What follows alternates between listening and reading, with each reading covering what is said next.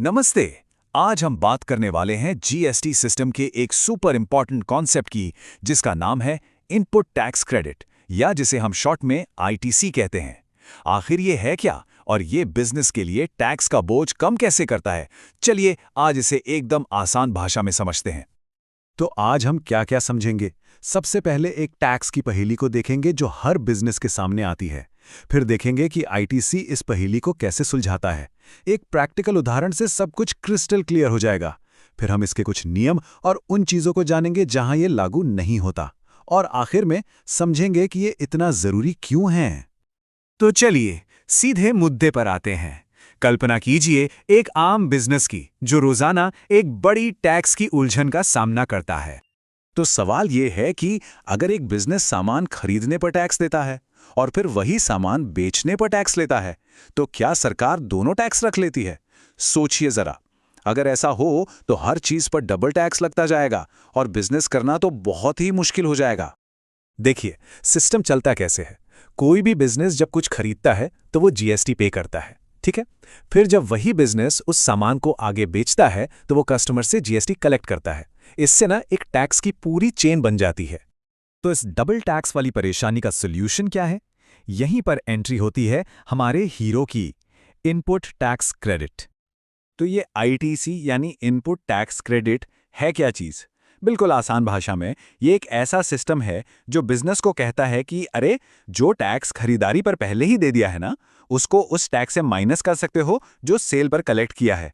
सीधी सी बात, टैक्स पर टैक्स नहीं लगेगा। थियोरी तो ठीक है, लेकिन असली मजा तो उदाहरण में है। चलिए एक प्रैक्टिकल एग्जाम्पल से इसको आमने सामने देखते हैं। चलिए मानते हैं कि एक ट्रेडर है, उसने 1 लाख रुपए का सामान खरीदा। अब मान लीजिए जीएसटी रेट है 18%, तो उसने कितना जीएसटी भरा? सिंपल मैथ, 18,000 रुपए। ये हो गया उसका इनपुट टैक्स। अब कहानी आगे बढ़ती है। उसी ट्रेडर ने वो सामान थोड़ा प्रॉफिट जोड़कर 1,20,000 रुपए में बेच दिया। अब वो कस्टमर से भी तो 18% जीएसटी लेगा, है ना?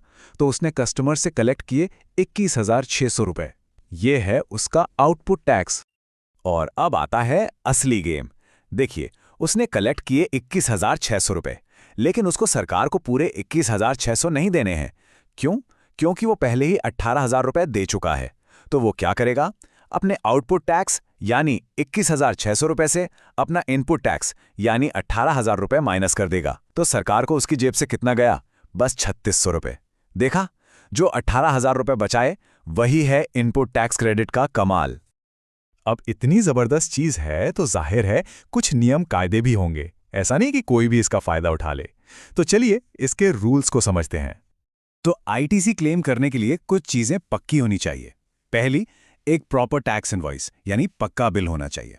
दूसरी, जिससे माल खरीदा है उसने वो टैक्स सरकार को जमा कर दिया हो। तीसरी और सबसे इंपॉर्टेंट बात, वो सामान बिजनेस के लिए ही इस्तेमाल होना चाहिए, पर्सनल काम के लिए नहीं। और आखिरी, बिजनेस का जीएसटी में रजिस्टर्ड होना जरूरी है। ओके, तो नियम तो समझ आ गए, लेकिन अब ये भी जानना जरूरी है कि कहां-कहां आईटीसी नहीं मिलता, क्योंकि ये भी बहुत इंपॉर्टेंट है। देखिए कुछ चीजें ऐसी हैं जहां सरकार साफ कहती है, सॉरी, इस पर आईटीसी नहीं मिलेगा। जैसे कि पर्सनल इस्तेमाल के लिए कुछ खरीदा हो, उस पर नहीं। गाड़ियां खरीदी हैं, उस पर भी। कुछ अपवादों को छोड़कर नहीं मिलता। ऑफिस पार्टी के लिए खाना पीना, क्लब मेंबरशिप, इन सब पर भी आईटीसी अवेलेबल नहीं है। यहां तक कि बिल्डिंग बनाने के खर्च पर भी नहीं। और हां, जो छोटे बिजनेस कॉम्पोजिशन स्कीम में आते हैं उनके लिए भी ये नहीं है। तो इतनी सारी बातों के बाद सबसे बड़ी, सबसे जरूरी बात क्या है जो हमें आईटीसी के बारे में हमेशा याद रखनी चाहिए? इसका सबसे बड़ा, सबसे अहम फायदा एक ही है, ये बिजनेस के ऊपर से टैक्स का बोझ सीधे सीधे कम कर देता है, बस। तो अगर पूरी कहानी को एक लाइन में समझना हो तो ये सिंपल सा फॉर्मूला याद रखिए। जितना जीएसटी सेल्स पर कलेक्ट किया, उसमें से वो जीएसटी माइनस कर दीजिए जो परचेज पर पहले ही पे कर दिया था। जो बचा वही सरकार को देना है। पूरे आईटीसी सिस्टम का सार यही है। और आखिर में एक सवाल छोड़कर जाते हैं। सिर्फ टैक्स बचाने से आगे सोचिए। एक अच्छा और आसान आईटीसी सिस्टम देश की इकोनॉमी को ज्यादा ट्रांसपेरेंट यानी पारदर्शी और फॉर्मल बनाने में कैसे मदद करता है? सोचिएगा जरूर।